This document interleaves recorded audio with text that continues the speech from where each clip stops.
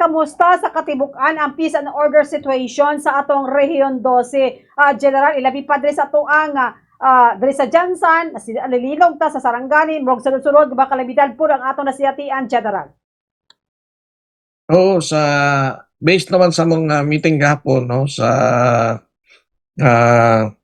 kini sa security sector sa under sa ARPOC, nag-report ang atong regional office diri sa especially ang atong kining R7 namo, no, ang division namo sa investigation and detection management nga based sa report na sa second quarter nag-drop ang atong 8 focus crimes kining index crime nato.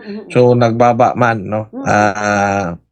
Kumbaga maayo ang indicator, nagbaba ang mga insidente, no.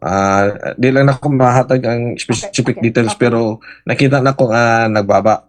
So naalay ko ang kining nitaas sa 8 focus crimes katong kining robbery, no. Dili sa robbery nga hold up, pero kining mga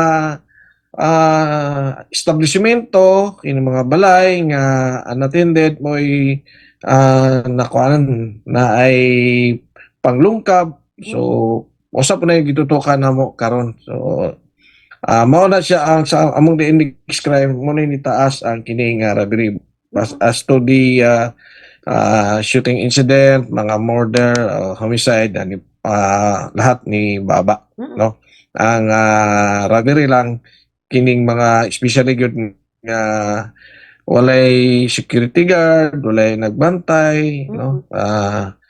Kana ang amo pang ginapatutukan ako ron sa atong kapulisan. So all over the region gamay raman po, di man kayo siya dako nga numero ang mga panglungkap.